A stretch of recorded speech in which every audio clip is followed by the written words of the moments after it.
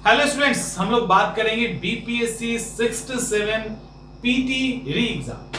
अगस्त के last week में expected है सब कुछ ठीक रहा। इस एग्जाम के अंदर जो पहले से ऑलरेडी एग्जाम तो हो रखी है, जिन लोगों ने जितना तौलना था खुद को तौल लिया है। इसमें जब अगला एग्जाम जब होगा, री एग्जाम जब होगी, तो एक बड़ी उथल पुथल आएगी, आनी ही है, पहले भी आती थी। इसमें जो ऑलरेडी क्वालिफाई कर रहे होंगे, अगर वो बीच में पिछड़ जाते हैं तो खतरा मंडरा सकता है, और जो बिल्कुल फेल कर रहे होंगे उसके अंदर अगर घायल शेर वाली फीलिंग आ गई होगी तो वो तहलका मचा दे। इसमें कोई भी दो राय नहीं है। इस वीडियो में हम लोग बात करेंगे ओवरऑल स्ट्रैटेजी पे कि अभी से हमारा मकसद क्या होना चाहिए। हम इसको लेके चलते हैं 1 जुलाई से, ठीक है। 1 जुलाई से हम लोग इसको लेके चलते हैं कि 1 जुलाई के बाद हमारा टारगेट क्या होना चाहिए। 1-2 दिन रिलैक्स कर लेते हैं, एक दिन, ये तो कल ही भर है ना, कल ही भर रिलैक्स कर लेते हैं। उसके बाद 1 से स्टार्ट कीजिए और अपने प्रिपरेशन को पार्ट 2 का नाम दे दीजिए। पार्ट 2 का नाम दीजिए कि अब हमको इसको क्रैक करना है। सवाल उठता है कि एक अपॉर्चुनिटी है उनके लिए जिनको मौका नहीं मिला था, और एक अलर्ट है उनके लिए जिनको जो ऑलरेडी उनका बहुत अच्छा स्कोर आया था, अब उनको सतर्क रहना है। तो 2 लोग आपस में टकरा रहे हैं, एक को सस्टेन करना है, एक को मेंटेन करना है वहां पे जो उन्होंने किया है उसको थोड़ा बढ़ाते हुए, और दूसरे को उस जगह पे आना है, दोनों ही। और इसके साथ साथ जो जॉब कर रहे हैं कहीं पे, जो ऑलरेडी जॉब कर रहे हैं, अच्छी खासी कुछ लोगों की तैयारी भी है, तो उनके लिए क्या हो वो सब भी हम लोग बात करेंगे। देखिए, एग्जामिनेशन के लिए सबसे पहली जरूरत होती है स्ट्रैटेजी। स्ट्रैटेजिकल चूक बहुत ही खतरनाक होती है, सारे मेहनत पे पानी फेर देती है। स्ट्रैटेजिकल चूक एग्जाम के पहले भी होती है, तैयारी के दौरान, और ड्यूरिंग एग्जामिनेशन भी होती है, यानी एग्जामिनेशन हॉल के अंदर भी होती है। एग्जामिनेशन के पहले, जब हॉल के पहले की आपकी तैयारी होती है, उस तैयारी में पढ़ाई कैसे करें, कौन पढ़ा हुआ है, किसको साइड करें, किस पे अधिक फोकस करें, किस तरह की किताब, नोट्स, फलाना दिमागा को फॉलो करें, कितना टाइम कैसे कैसे लॉट करें, ये सारी समस्याएं होती है। और ये सारी प्लान ए के अंदर होता है। एक और होता है जिसको प्लान बी कहिएगा, और वो होता है एग्जाम हॉल स्ट्रैटेजी। तो एक प्री एग्जाम, ठीक है, मैनेजमेंट, और एक ड्यूरिंग एग्जाम, ठीक है। एक प्री एग्जाम है और एक ड्यूरिंग एग्जाम है, यानी एग्जाम के दौरान जो एग्जामिनेशन हॉल के अंदर आपको, इसको आप एग्जाम हॉल स्ट्रैटेजी भी कह सकते हैं, ठीक है। ये दोनों ही अहम है। इसके बाद जो जॉब होल्डर हैं उनके लिए भी कि वो कैसे मैनेज करें। देखिए, ये सारी चीजें एक तरफ है। अब हम लोग जो अभी सबसे इंपॉर्टेंट चीजों पे बात करेंगे, वो बात करेंगे यहां, ये जो खोपड़ा है ना, ये जो हमारा दिमाग है, सारा फितूर यही पे है, यही फंसा के रखता है, यही हमेशा ट्रैप में रखता है, यही अनवांटेड कह सकते हो एग्जामिनेशन के पर्पज से, या विदाउट कोई नेसेसरी नहीं है, कोई जरूरत नहीं है, उसको भी हम जबरदस्ती पढ़ते रहते हैं। अब चूंकि ये पार्ट 2 है आपके एग्जाम की तैयारी का, ये पार्ट 2 है, पार्ट 1 तो आपने कर लिया, जो होना था वो हो चुका है उसमें। अब यहां पर इसके लिए सबसे पहले आपको अपने माइंड के लेवल पे खुद को तैयार करना है। माइंड के लेवल पे खुद को तैयार करने के लिए माइंड को सेपरेट करना जरूरी है। आप में से अधिकांश लोगों ने ऐसा नहीं किया होगा, ये दावा है, और ये सबसे बड़ी समस्या है गड़बड़ी होने की। मैंने इसके पहले एक वीडियो बनाया था इस पे, जिसपे मैंने इसके पहले कभी वीडियो बनाया ही नहीं था अभी तक। इंटायर पढ़ाई के दौरान ऐसा मैंने नहीं किया था, क्लास के दौरान मैं बोलता था बट वीडियोस नहीं बनाए थे। उस पे एक वीडियो कुछ दिन पहले आया था, आप लोगों ने स्किप भी किया होगा या दिमाग में नहीं आया बहुत लोगों के। मैं यहां बता दूं आपके दिमाग में क्या क्या होना चाहिए। एक वो जो बिल्कुल आपने पढ़ रखा है, ठीक है, एक वो जो आपने बिल्कुल पढ़ रखा है और आपको पूरा याद है। इट मींस कि आपको पूरा याद है। आप अगर कोमा के अंदर भी, एक वर्ड मैं यूज करता हूं कि कोमा के अंदर भी रहो और गलती से ऐसे आंख खुल जाए और पूछे, किसी ने कोई पूछ दे, अरे मॉनसून सबसे पहले कहां आता है भारत में, तो नींद में भी बोलेगी कि अच्छा केरल में ही पहली बार आता है। अगर इस लेवल पे कोई फैक्ट तैयार है भूल जाइए उसको। अगर तैयार है उसको एकदम से इग्नोर कीजिए, क्योंकि आज नहीं, आप मरते दम तक, जवानी मतलब जब तक याददाश्त आपकी ठीक रहेगी, उस दौरान निपट गए तो आपको ये चीजें याद रहेंगी, हम याद ही रहेगा। आप 25 साल भी पढ़ाई नहीं करेंगे ना, तब भी आपसे पूछेगा ना कोई कि सबसे पहले बारिश कहां होती है, मानसून, आपको पता हो केरल में होती है। थोड़े बहुत फैक्ट्स इधर उधर हो सकते हैं, ये सारी चीजें नहीं जाती। तो जो इस तरह से पढ़ा हुआ है वो आपका अपना है, उसको सेपरेट कीजिए, सेपरेट कीजिए ही कीजिए, इसको इग्नोर मत कीजिए। सबसे इंपॉर्टेंट है आज के लेसन का ये मोस्ट इंपॉर्टेंट बात बता रहे हैं, ये पूरा क्रक्स है। आपको ये सेपरेट करना होगा, और जब सेपरेट करेंगे हर स्टूडेंट के अकॉर्डिंग ये सेपरेशन अलग अलग होगा। कोई कोई तो 80% तक सिलेबस को सेपरेट कर देगा, कोई कोई स्टूडेंट 80% कर सकते हैं, 30% तो मिनिमम, इससे कम तो होगा ही नहीं। आप देख लो उठा के, आप कितना भी अपने आप को न्यू कमर मानते हो, कितना भी न्यू कमर मानते हैं, 30% तो आप इसको हटा ही दोगे। वो चीज होगा जो आपको 100% याद होगा, तो आप उसको हटा देंगे। और जिन्होंने अच्छी तैयारी की है ना, जिन्होंने अच्छी तैयारी की है, जिन्होंने बहुत अच्छा फाइट दिया है, वो 80% तक कंटेंट को बाहर कर देंगे। कितना बचा आपके पास? इनके लिए बचा 70% और इनके लिए बचा मात्र 20%। इसी के बीच में कहीं ना कहीं आंकड़ा होगा, और ये गारंटी है, लिख के रख लो, ये फेल नहीं हो सकता। सवाल ही नहीं उठता फेल होने का, होगा ही नहीं फेल, ठीक है, ये फेल नहीं हो सकता। इसके बाद आपको यहां पे एक चीज अब क्या याद रखना है, जैसे ही आपने इसको सेपरेट किया, अब दूसरी चीज जो आपको ध्यान रखनी है, वो याद रखनी है कि आपको एग्जामिनेशन के लिए जो इंपॉर्टेंट चीज है, जो बेसिक एग्जामिनेशन की नीड है, उसको आप यहां पे रख के उसको याद कीजिए। ये आपको करना है सेकेंड स्टेज में। पहले में तो आपको सेपरेट करना है, सेकेंड में करना है कि जो एग्जाम के लिए मोस्ट इंपॉर्टेंट है, ठीक है, इसको आपको करना है। जब आप ये दोनों स्टेज क्रॉस कर जाएंगे, तब थर्ड आएगा, जब बचा हुआ हिस्सा, ठीक है, बचा हुआ हिस्सा अगर कुछ है, तो उस बचे हुए हिस्से को लगता है कि नहीं थोड़ा सा और हमको कर लेना चाहिए, तो उसको आप यहां पे कर लीजिए। इसको आपको करना ही करना होगा। इसके लिए आपको दिमाग के लेवल पे चीजों को सेपरेट करना होगा, और तब उसको कॉपी पे नोट डाउन करना होगा। एक और बात, ये सारी चीजें आपको एक रजिस्टर में नोट करनी चाहिए। एक कॉपी आपके पास होनी चाहिए, जहां आपने किसको अलग किया है और किसको आपको अब पढ़ लेना है, जिसके कारण आपका एग्जाम रुक रहा था या आपका एग्जाम नहीं हो पा रहा था। और इसके बाद आप उसके बाद जब सब कुछ कर लेंगे, आपको लगेगा कि कहीं सेफ हो रहे हैं, थोड़ा सा डायलेमा है, अब कहां है, उसको उठाइए और उसको खत्म कीजिए। ये आपका हायरार्की होना चाहिए अभी के प्लान का, और ये यूनिवर्सल प्लान है।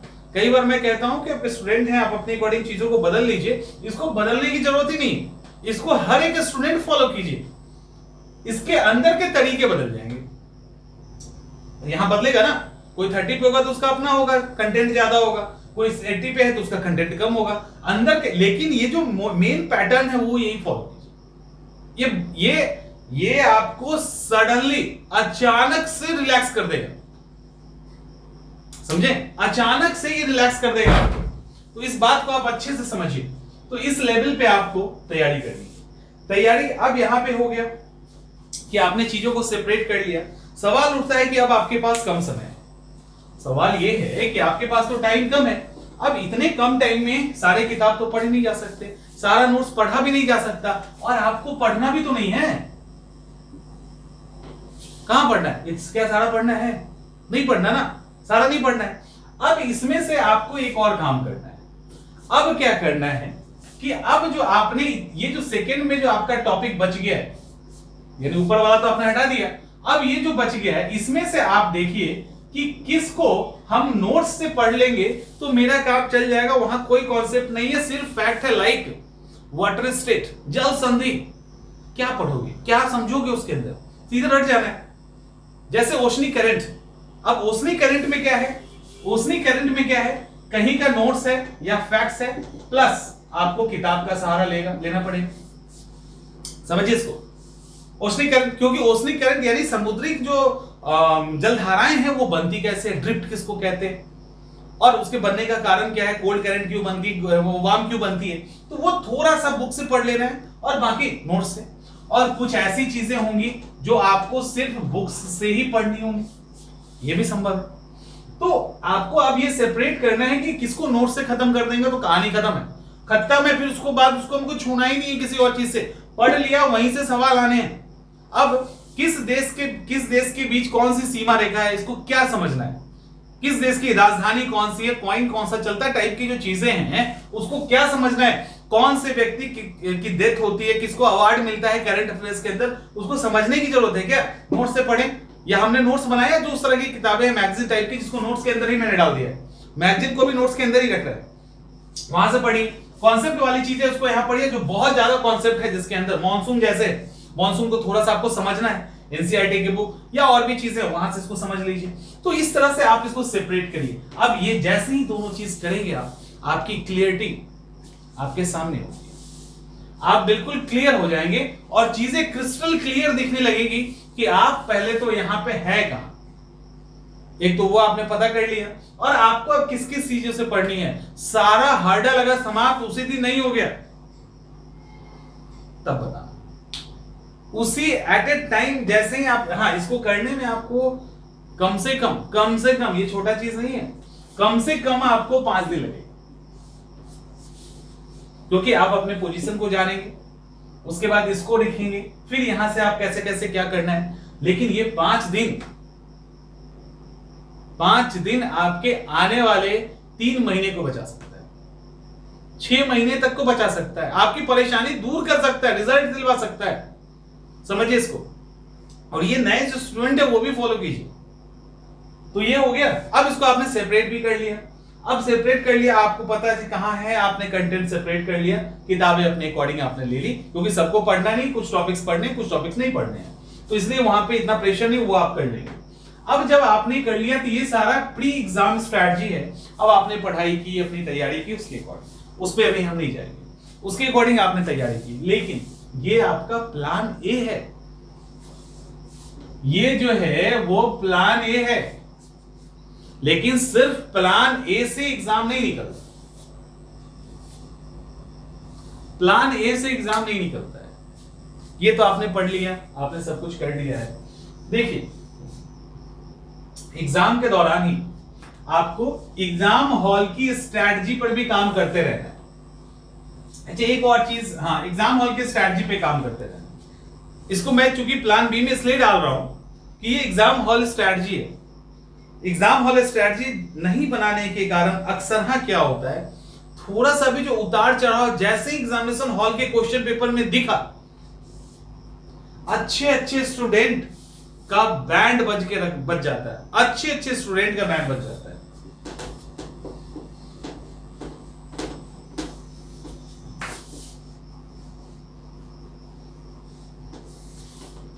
प्लान बी क्या है? प्लान बी है क्या है? एग्जाम हॉल के लिए, एग्जाम हॉल में आपको क्या करना है? एग्जाम हॉल में आपको क्या करना है? क्वेश्चन अटेम्प्ट करने हैं ना, क्वेश्चन ही अटेम्प्ट कीजिएगा ना, कि और कुछ तो करना नहीं है, कोई किताब नहीं, कोई नोट्स नहीं, आप और आपका दिमाग, जो भी करना है वही करना है। अब आप और आपका दिमाग वही आपके साथ जा रहा है, हाथ में कलम है, इसके अलावा कुछ नहीं, एडमिट कार्ड भी। तो अब वहां पे इस एग्जाम हॉल की तैयारी क्या आपने किया है? कभी नहीं किया, अधिकांश लोगों ने नहीं किया। एग्जाम हॉल की तैयारी के लिए एग्जाम हॉल में बैठे सिचुएशन को समझना पड़ता है। देखिए कितना भी आप टेस्ट दे लीजिए, ऑनलाइन ऑफलाइन एग्जामिनेशन के पूरे कंडीशन के अकॉर्डिंग, लेकिन उसके बावजूद कमी रह जाएगी, ठीक है, इसके बावजूद कमी रह जाएगी, उसकी संभावना पूरी है। तो आपको कहीं ना कहीं सोच के लेवल पे भी प्रैक्टिस करना होगा। सोच के लेवल पे क्यों? उस 2 घंटे के दौरान आप क्या क्या फेस कर सकते हैं आपको अंदाजा है। कई सारे स्टूडेंट जो ऑलरेडी सिलेक्टेड भी हैं, एग्जाम हॉल का प्रेशर इस तरह होता है, एग्जाम हॉल के लिए कि जाने के पहले का प्रेशर इस तरह होता है, तबीयत खराब हो जाती है, वोमिटिंग होता है, बुखार आ जाता है, पेट में सीने में जलन होने लगती है, कई बार तो फिट मार के लोग गिर जाते हैं, और ऐसा होता है। और ऐसा होता है आजकल कम हो गया, पहले और ज्यादा होता था, क्योंकि आजकल तो बहुत सारी चीजें अवेलेबल है, तो उसके कारण रिलैक्स हो जाते हैं लोग पहले से। तो ये सब चीजें चलती थी। और उसके बाद वो दूसरा क्या होता था, क्वेश्चन पेपर हाथ में आया, जैसे ही उनके बियॉन्ड क्वेश्चन पेपर गया, जैसे ही लगा कि अरे 5 सवाल बने नहीं, जो बनता हुआ सवाल है वो भी प्रेशर में खराब हो जाता है, गलत हो जाता है। एग्जाम हॉल स्ट्रैटेजी पे काम करने की आपको आज से जरूरत है, क्योंकि आप में से ऐसे कई सारे वो स्टूडेंट होंगे, कई सारे स्टूडेंट होंगे, इसमें कोई भी दो राय नहीं है, जो जानबूझ के गलती किए हैं, जिन्होंने वहां जाके ह्यूमन एरर किया है, आपकी गलती से आपके सवाल गलत हुए हैं और आप अपनी गलती से एग्जामिनेशन हॉल के बाहर आए हैं। आपके पास सारे कंटेंट थे, आपने सब कुछ पढ़ के आप गए थे, लेकिन सिली मिस्टेक, कंफ्यूजन में मिस्टेक, ओएमआर गलत कर देना, भरते समय ऑप्शन को बदल देना, ये सब वो सिम्टम है जिसको डायग्नोस करके पहले इलाज करने की जरूरत है एग्जाम हॉल में जाने के पहले। नहीं करोगे तो ड्यूरिंग एग्जाम या एग्जामिनेशन हॉल के अंदर जब बैठे रहेंगे तो फिर जितनी भी थियोरिटिकल एस्पेक्ट है उसको आपने अप्लाई कर लिया है, कोई फर्क नहीं पड़ेगा जब तक प्रैक्टिकली इसको आप डाल के आप तैयारी नहीं करोगे या सोचेंगे नहीं, आप उस लेवल पे मेहनत नहीं करेंगे। अब इसके लिए आपको करना क्या है, इसके लिए आपको क्या करना है, आपको सप्ताह में, अभी अगस्त में एग्जाम है ना, कम से कम मिनिमम अगर आप लोगों ने ऑलरेडी पहले टेस्ट अटेम्प्ट कर लिया है कहीं ना कहीं, तो मिनिमम 10 से 15 टेस्ट दीजिए, मिनिमम, ठीक है, 15 टेस्ट तो आप दीजिए with in A time frame. अब आपको टाइम फ्रेम में देना है, क्योंकि आप सब वो स्टूडेंट हैं जो ऑलरेडी एग्जाम में बैठ चुके हैं, तो आपको टाइम के अंदर यानी 2 आवर के अंदर आपको एग्जाम देनी है, ठीक है। एग्जाम जो भी टेस्ट आपको देना है वो OMR पर ही देना है, ये भी ध्यान रखिएगा। जो भी टेस्ट आप देंगे वो OMR बेस्ड ही टेस्ट होगा और कोई टेस्ट ना हो, इस बात का ध्यान रखिए। ऑनलाइन क्लिक कर सकते हैं, किसी के पास अगर एकदम ही टाइम नहीं वो क्लिक कीजिए, अदरवाइज OMR पर दीजिए, क्योंकि OMR कलर करने के दौरान भी गलतियां देखी गई है। और जो इस एग्जामिनेशन हॉल के लिए जैसे वहां इंपॉर्टेंट मैंने बताया था ना कि आप सेपरेट कर दीजिए, वो सबसे इंपॉर्टेंट था। प्लान बी के अंदर सबसे इंपॉर्टेंट ये है कि आप कुछ नया और अचानक होने की उम्मीद के साथ एग्जामिनेशन हॉल में जाइए। समझ रहे हैं? एग्जामिनेशन हॉल में ये एक ऐसा उपाय है जो आपके बिगड़ते एग्जाम को भी बना देगा, बिगड़ता हुआ एग्जाम भी बन जाएगा, अगर आप ये सोच के जा रहे हैं कि हमने जो पढ़ा है वहां से तो कुछ ना कुछ आएगा ही, कुछ नया भी आएगा और कुछ चैलेंजिंग करने का आएगा तो देख लेंगे, ये भी कि आएगा तो देख लेंगे। इस अप्रोच के साथ आपको एग्जामिनेशन हॉल के अंदर एंट्री करनी है। उसके बाद आने दो ना 20 सवाल भी खराब, आप तो सोच के ही गए हैं कि अरे ऐसे ऐसे नए सवाल आएंगे जो हो सकता है हम पढ़ ही के नहीं गए, ऐसा कुछ आएगा जो हमको चैलेंज करेगा, देखेंगे उसको। आप डिमोरलाइज नहीं होंगे, समझिए इसको, आप डिमोरलाइज भी नहीं होंगे, आप कॉन्फिडेंट रहेंगे, आपके अंदर पूरा कॉन्फिडेंस रहेगा, उसकी कोई कमी नहीं होगी और आप बहुत बेहतर प्रेजेंट करेंगे।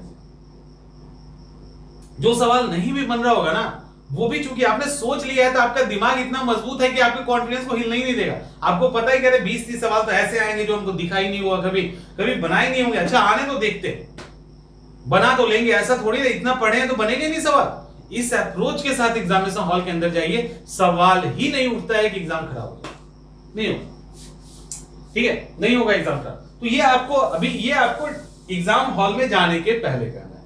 एग्जाम हॉल में जाइए, कोई मामा दादा नाना दादी नानी जो भी कोई है, क्या कहेंगे एग्जामिनेशन खराब होगा तो क्या होगा फलाना, कुछ भी नहीं सोचना है, कुछ नहीं सोचना है। आप आराम से, आप और आपका क्वेश्चन पेपर, और 2 घंटे हैं आपको अपने सपने पूरे करने के लिए, बिना किसी को का सोचे हुए, बिना किसी टेंशन के आप आराम से कलर कीजिए। एग्जाम हॉल में कभी भी दूसरे को देख के पैनिक मत होना कि अरे वो तो आधे घंटे में OMR कलर करके बैठ गया, ये भी सोचिएगा कि वो मजाक करने आया, ये भी सोच सकते ना कि वो मजाक करने आया था, रिजल्ट आ जाएगा क्या, नहीं आएगा। तो ये सब चीज देख के घबराना नहीं, करो तो 1 घंटे में कर लिया उसने, आपको 2 घंटे मिले हैं, आप समझो इसको। अभी और ही बात करेंगे, क्योंकि सबसे ज्यादा दिक्कत तो यही है, आपको 2 घंटे मिले, आपको पूरा 1 घंटा 50 मिनट लगाना है, पूरा 1 घंटा 50 मिनट लगाना है। उसमें पहले के 10 मिनट आपको अच्छे से OMR कलर करने हैं, क्योंकि उसके बाद इतना स्ट्रेस होता है ना, एक गलती के कारण ना रोते गिड़गिड़ाते रहेंगे सबके पास कि सर क्या हो गया, यहाँ पूछोगे वहां पूछोगे, 75 जगह फोन करेंगे आप। ऐसा होता है, ये कोई सामान्य सी बात है, और कोई भी सेटिस्फाइड आपको नहीं कर सकता। क्या हो जाए कौन जानता है, छोटे मोटे एरर्स तो चलो ठीक है, लेकिन अगर हो गया तो सारा में, तो सबसे पहले तो कलर कीजिए। इसके बाद क्वेश्चन अटेम्प्ट करने का भी एक तरीका होता है, उसको भी आपको एग्जाम हॉल के अंदर अप्लाई करना है। क्वेश्चन अटेम्प्ट करने का कोशिश कीजिए कि कम से कम 3, अधिक से अधिक 4 पार्ट में आप क्वेश्चन को अटेम्प्ट करें, ठीक है, 4 पार्ट्स में। अब क्या होगा इसके अंदर, पहले पार्ट में क्या करना है, जो एकदम इजी है, वही नींद में भी रहें, कोमा में भी रहें, सवाल गलत होने का तो सवाल ही नहीं है। अगर कुछ ऐसा है तो आप उसको राउंड इसको कीजिए, और 1 to 150 एकदम दंडनाते हुए 15 मिनट के अंदर क्रॉस कर जाइए, 15 मिनट में क्रॉस कर जाइए। एक झलक में जो सवाल बन रहा है सीधा उसको बनाना है, फर्स्ट में तो रुकना ही नहीं है। फर्स्ट स्टेज में, फर्स्ट पार्ट के अंदर जब हम सॉल्व कर रहे होंगे, हमें रुकना ही नहीं है। दिखा बन रहा है, ठीक है, नहीं बन रहा है, छोड़ दीजिए। यानी मुश्किल से 10 से 15 मिनट के अंदर आप 1 to 150 क्रॉस कर जाएंगे आपको। और एक और बात, इसमें कुछ ऐसे स्टूडेंट होते हैं जो नेचुरली स्लो होते हैं, आदतन स्लो होते हैं, उनके जो लाइफ में ना वो स्लोपन रहता ही है। वो खाना बनाएंगे भी तो धीरे धीरे बनाएंगे, बात भी करेंगे तो धीरे धीरे करेंगे, पढ़ेंगे भी तो धीरे धीरे पढ़ेंगे। कुछ ऐसे स्लो स्टूडेंट होते हैं, उनका नेचर होता है उस तरह का, बातचीत सब कुछ पूरे हैबिट के अंदर ही वो चीज होगा। ये कभी नहीं हो सकता कि आप बहुत एनर्जेटिक और बहुत फुर्तीले और क्वेश्चन धीरे अटेम्प्ट करें, ये नहीं होगा। आप उस तरह के हैं, आपका डेली का जो लाइफ है वो उसी तरह का, इसीलिए आप वहां क्वेश्चन स्लो अटेम्प्ट करते हैं। आप इसको देख लीजिएगा, ये 100% तय है, ये होगा ही होगा, इसका उसका है नहीं, तो उसको आपको थोड़ा पहले से प्रैक्टिस करना होगा। हर चीज को तो नहीं कर सकते क्योंकि आपका नेचर है, तो कम से कम क्वेश्चन के लेवल पे आपको इसको थोड़ा इंप्रूव कर सकते हैं, ज्यादा तो कर नहीं सकते। आपको 10 मिनट 5 मिनट एक्स्ट्रा लग सकता है, 20 मिनट लग जाएगा, लेकिन फर्स्ट स्टेज में आपको वो सवाल सिर्फ वही करने हैं जिसमें एक रत्ती भर डाउट नहीं है। अगर ऐसा 20 भी सवाल सॉल्व कर लिए, 30 भी सवाल सॉल्व कर लिए, और सॉल्व करते तुरंत OMR कलर कीजिए।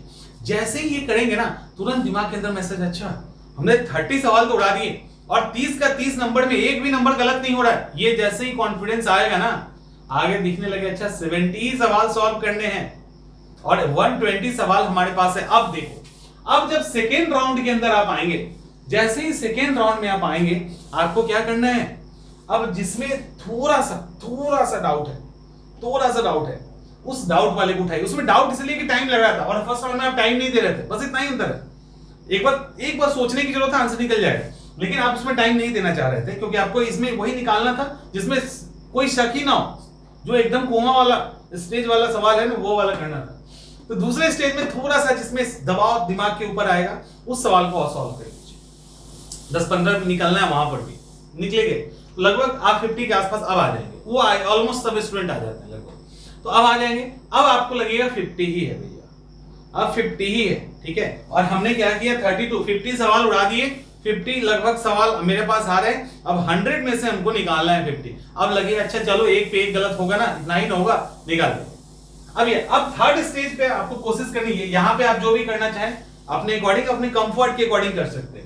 या तो यहाँ पे जो 2 ऑप्शन में डाउट है, यहाँ पे डाउट नहीं है, अभी जो 2 ऑप्शन में डाउट है उसको क्लियर कर लीजिए। 2 में जिसमें डाउट है उसको क्लियर करते चलिए। और फोर्थ में क्या कीजिए, जिसमें जो थर्ड ऑप्शन में डाउट है उसको भी कर लीजिए। बहुत इसके बाद बहुत कम बचेगा, आपको सिर्फ पेज पलटते जाना है। और हर स्टेज पे कलर करने के बाद, क्वेश्चन आंसर निकालने के बाद आपको OMR कलर कर लेना है। उसके बाद बहुत कम बचेगा। उसके बाद फिर जो नहीं आता है उसको आराम से कैलकुलेटेड होके रिस्क लीजिए और निगेशन प्रोसेस का यूज जरूर कीजिए। मान लो एकदम ही सवाल नहीं आता, लेकिन सवाल मॉनसून से रिलेटेड है, ऑब्वियसली मॉनसून से रिलेटेड सवाल है, तो बियॉन्ड मॉनसून, इन मॉनसून के बाहर का कुछ ऐसा पूछ रहा है अब जो ड्राई वेदर से रिलेटेड है या चलो क्लाउड ब्रस्ट से रिलेटेड है, अगर मान लो अलग ऑप्शन साफ ही लगने लगता है, ये हो ही नहीं सकता यार किसी भी तरीके से इसमें, तो आप उसको कट कर दीजिए, आप उसको क्रॉस कर दीजिए। और एक ऑप्शन, दो ऑप्शन, इसको निगेशन प्रोसेस करते हैं। उस तुक्का वाले जो एकदम से सवाल होते हैं ना, उसको एकदम तुक्का में लोग मार देते हैं। तुक्का वाले सवाल से जो आंसर निकाला जाता है उसके लिए निगेशन प्रोसेस अप्लाई करना ही करना चाहिए। तो उसमें से आप मैक्सिमम सवाल को सही कर सकते हैं, मैक्सिमम। यूपीएससी के अंदर तो ये चलता ही चलता है। तो उसके तब जाके आप इसको कलर कीजिए, ठीक है। तो आप इसको इजिली कर सकते हैं। अब सवाल ये उठ रहा है कि ये तो हो गया एग्जामिनेशन हॉल, और आराम से एग्जाम दीजिए और खुशी खुशी बाहर आइए, कुछ नहीं होगा, सब कुछ ठीक होगा। और कोशिश, और एक एग्जामिनेशन हॉल के अंदर या कर तैयारी के दौरान चढ़ के तैयारी करने वाले जो कहते हैं ना, एकदम चढ़ के तैयारी करने वाला अप्रोच वो होना चाहिए, डर के नहीं। यानी कटअप कैसे भी क्रॉस कर जाए, ये वाला दीनहीन वाली स्थिति नहीं होनी चाहिए। स्थिति होनी चाहिए कि अरे कटअप तो कटअप का तुमको चिंता ही नहीं, निकाल लेंगे, सीधा एग्जाम निकाल लेंगे, कटअप से वो क्या मतलब है, ये अप्रोच होना चाहिए। एग्जाम हम निकालेंगे किसी तरह से, कटअप जो ऑलरेडी पीछे जाने के लिए तैयार हो तो बाहर ही निकल जाएगा। तो वो एक जो है ना एक्स फैक्टर, वो आपके अंदर होना चाहिए। अब रहा सवाल जो जॉब होल्डर है या कितने टाइम किसको देना है। देखिए जॉब भी कर रहे हैं तो ऑब्वियसली जितने जॉब वाले लोगों से मुझसे बात होती है, सब जितने भी करते होंगे आप लोग, तो मैं आपसे बात करता ही हूं कि आपके पास 4 घंटे हैं, तो ऑलमोस्ट सबके पास 4 घंटे होंगे, लगभग सबके पास, ठीक। और हम अभी इसी एग्जाम की बात करें, वैसे 4 घंटे वाला सब जगह काम करता है, बट अब यहां पे आपने जॉब जो भी कर रहे हैं, पहला काम, अच्छा जॉब वाले को तो वैसे ही फायदा है, पॉकेट गर्म होता है, किसी से कुछ मांगने पूछने किताब खरीदने के लिए पैसे की जरूरत नहीं होती है, कहीं ज्वाइन करने के लिए पैसे की जरूरत नहीं होती, वो अपने अकॉर्डिंग चीजों को कर सकते हैं, तो वो उनको फायदा होता है। जो जॉब नहीं कर रहे होते हैं उनको लगता है कि काश कहीं एक नौकरी हो जाती छोटी सी, तो अच्छे से तैयारी करते हैं। जिनको नौकरी हो जाती है उनको कुछ दिन के बाद उसकी कीमत उनके लिए जीरो हो जाती है। उनको लगता है ना कि नौकरी नहीं करते ना, अच्छे से अटेम्प्ट देते हैं तो मेरा हो जाता। तो अनसेटिस्फाइड होना तो इंसान का नेचर है, वो होता ही रहेगा। तो खैर कोई बात नहीं, चलता रहता है। तो इस जो भी सर्विस करने वाले हैं, सर्विस उनके लिए फायदा है कि उनके पास ऑलरेडी पैसे, उनको कोई दिक्कत ही नहीं, पहली बात। और दूसरी बात कि वो उनको पता होता है कि उनके पास 4 ही घंटे हैं। स्टूडेंट के साथ क्या होता है, जो 24 आवर वाले स्टूडेंट हैं, उनको लगता है अच्छा अभी नहीं पढ़े, रात में पढ़ लेंगे, रात में नहीं, ऐसे चलो आज पार्टी में ही चलते हैं, कल कंप्लीट कर लेंगे। वो उनकी लापरवाही हद लेवल की होती है। ऑब्वियस है कि जब एक ही चीज करेंगे ना तो बोर हो ही जाता है, तो हद लेवल की होती है। ये लापरवाही जॉब करने वाले, सर्विस करने वाले में नहीं देखी जाती। उनको पता है 4 ही घंटे हैं, सुबह इस समय निकलेगा या इस समय निकलेगा, जो पढ़ना है ही पढ़ना है, फिर उसका तो मिलेगा ही नहीं। तो उनके अंदर जो छटपटाहट और बेचैनी होती है ना, ये इनको निकालती है एग्जामिनेशन। एग्जाम क्रैक करने के पीछे जो जॉब वाले हैं, उसके पीछे रीजन यही कि उनके पास लिमिटेड टाइम है, उसी में रिसोर्स का यूज करना है। तो ये जो मैंने ऊपर बोला ना फिल्टर करने का, ये ऑलरेडी कर लेते हैं, क्योंकि इनके पास बिना फिल्टर के उपाय नहीं, ये पढ़ ही नहीं सकते पूरा किताब, पूरा नोट्स और पूरे को एक लगातार पढ़ना संभव है नहीं है। तो ये उसको फिल्टर ऑलरेडी कर लेते हैं अक्सर। तो आपको भी जो भी नहीं कर रहे हो, वो सबसे पहले सेपरेट कीजिए, पहला वाला फंडा, यानी जो आता है हटाइए, जो नहीं आता उसको पहले, जो जरूरी है उसको देखिए, फिर एक्स्ट्रा जो है उसको आप पढ़िए। और 4 घंटा कंसंट्रेशन के साथ पढ़ना बहुत होता है। तो जो भी जॉब कर रहे हैं वो परेशान नहीं होइए, प्लान ए पे भी काम कीजिए और प्लान बी पे भी काम कीजिए, और पूरी तरह से ये आपके 4 आवर पे सूट करेगा। इवन हाउसवाइफ बहुत परेशान होती है कि बच्चे हैं, ये है सर, टाइम नहीं मिलता। बहुत सारे तो ऐसे हैं जो बच्चे के साथ बैठ के क्लास ले रही होती है ऑनलाइन, तो ये होता है। अब यहाँ पे उन पे भी ये पूरा का पूरा सूट करेगा। आप अपने एग्जाम को आसान बना सकते हैं, सफलता भी आसान बन सकती है, बशर्ते सही रणनीति, सही स्ट्रैटेजी के साथ आपकी तैयारी, ठीक है, सही स्ट्रैटेजी और सही रणनीति के साथ आपकी तैयारी हो। तो ये सारा चीज आप ध्यान रखिएगा। इसके अलावा ठीक है, इतना ही काफी है। इसके बाद अपने अपने हिसाब से पढ़िए, जिसको जो जैसा लगता है, जिसको जैसा भी लगता है पढ़िए। लेकिन एक चीज ध्यान रखिएगा, समय की एक कीमत होती है, समय की कीमत आपको पहचाननी होगी कि आपको सफलता कब चाहिए, 20 साल बाद, 40 साल में चाहिए, या 22 साल में चाहिए, 25 साल के अंदर चाहिए। तो ये आपको तय करना होगा अपनी प्रायोरिटी के हिसाब से। होपफुली की चीजें बहुत काम आए आपके एग्जामिनेशन में, और भी चीजें भी हम लोग आगे बात करते रहेंगे, कंटिन्यू चीजें चलती रहेंगी और भी चीजें अपडेट होकर आपके सामने आएगी। अभी मिलते हैं अगले वीडियो में।